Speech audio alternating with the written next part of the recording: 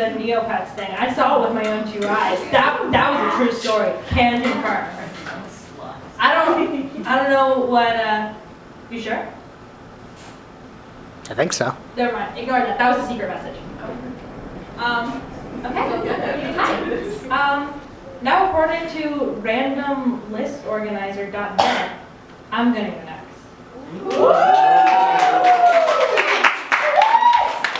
Yeah, if you forgot I was also doing this. I'm just here to say people's names. Yeah. That's no one's name that's performing here. That's someone from Grace's childhood. And he might have hepatitis.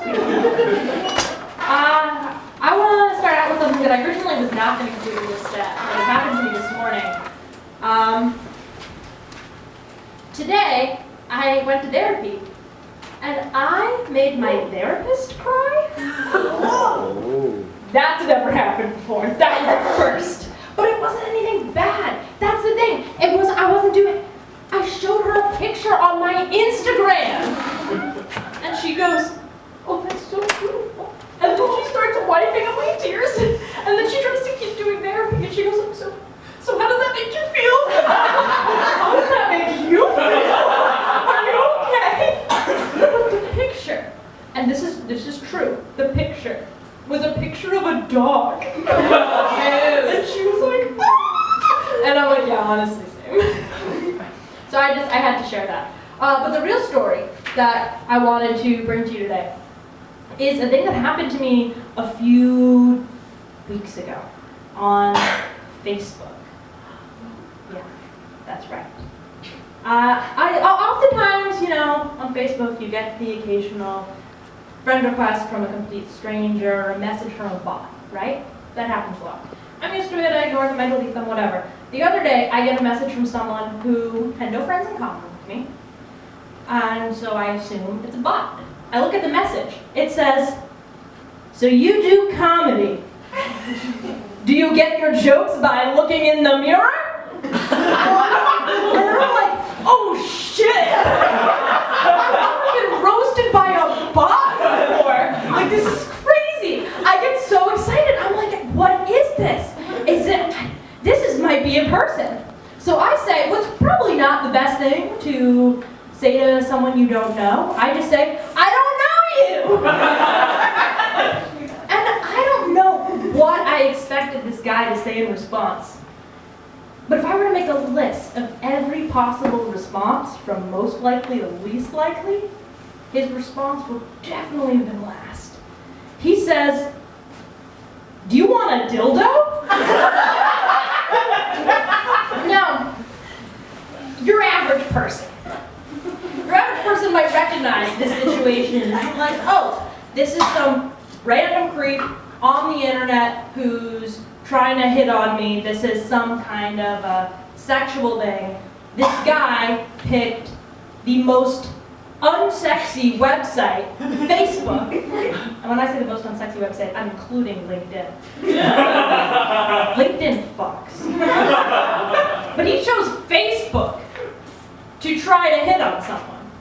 But I don't put that together. I think, oh, this is a dildo salesman. So I say, "No, sir, I do not want a dildo." But this man, he drives a hard bargain. So he responds, "How about 3?" Again, still thinking, this is just a man who's pandering to the wrong market. I say, "No, sir. That seems like an excessive number of dildos. What would I even do with 3 dildos?"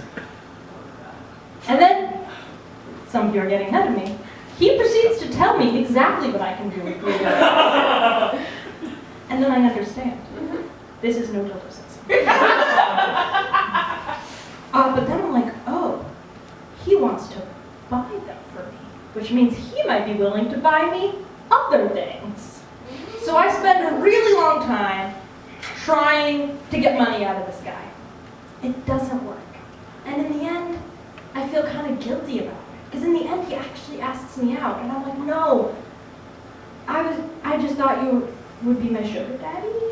I don't actually wanna, no, I just thought you were gonna like send me money over the internet. And he goes, where's the romance in that? And at first I'm like, yeah, I know, you're right. And I thought, wait a second, you were gonna give me a dildo! Where's the romance in that, sir? And he's like, is that not the most romantic act? And then he says, what honestly is the most romantic line I can think of. You wanna watch Bill and Ted? And that's when I stopped responding. That's the end of my unsexy Facebook story. But I got another completely unrelated story. Now, I've never done this before. I've seen some comedians do it, so I want to give it a try. We're going to do a little call and response bit, okay? So when I point at you, I want you to say a phrase that I'm going to teach you. That phrase is, Joe, go to the hospital! Can we try it? Yeah. Joe, go to the hospital! Oh, that was great. I feel so powerful. Okay. So before I tell you about Joe, I'm going to tell you about me. I think that everything and anything will kill me. I constantly think I'm dying. I have a cough. I look at my symptoms on WebMD. WebMD says, you're already dead! I go, oh my God, you're right, I'm already dead! And then I met my polar opposite, who was Joe. Joe doesn't know if anything's wrong with him, and he doesn't care. I was talking to him, and he was like, yeah, this part of my leg, I just can't feel it. It's been that way for months. I don't know what it is. And I'm like, you don't know what it is? And he's like, yeah, it's probably like something on my spine. I don't really care. And I say, Joe, go to the hospital! The other day I was talking to Joe. This is all true, by the way. The other day I was talking to Joe. And he was like, yeah, a while back I was sleeping and I had this pain in my shoulder. And it was pretty bad, but I thought it was just a pain in my shoulder, so I went back to sleep. Turned out it was a collapsed lung! And I said, Joe, go to the hospital! The other day I was talking to Joe, again, absolutely true story. He said, I was having this pain in my stomach. I thought, oh, it's just a hernia. Just a hernia? He said, oh, I thought it was just a hernia. So I decided to sleep it off. The pain did not go away. He was like, oh, I'm just gonna drink away the pain. The pain did not go away.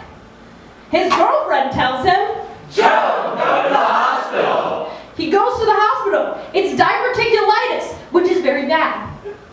So he's in the hospital for diverticulitis. And he texts his friends. He's like, if this appointment is not over by 10:30, I'm leaving the hospital to go get drinks. And at that point, I'm like, Joe, stay at the hospital! You're halfway there, buddy! The kicker, the real kicker here. How do I know Joe? Joe works for public safety here. He's the one guarding your safety. And I guarantee you, you will see him around campus. And if you see Joe, you know what to say to him. Joe, go to the hospital! Thank you. This whole thing wasn't even a stand-up set. It was just because I'm worried about my friend Joe. I had one more thing. No, what was it?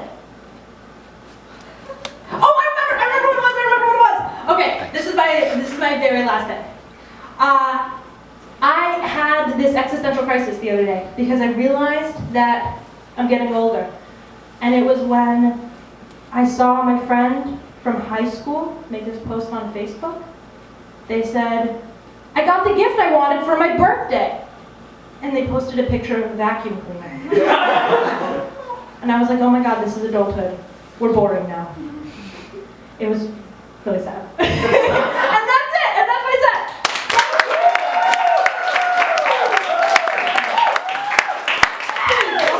Our last comedian of the night also has never performed with us before, and I am so excited to hear this set. Please welcome Shay!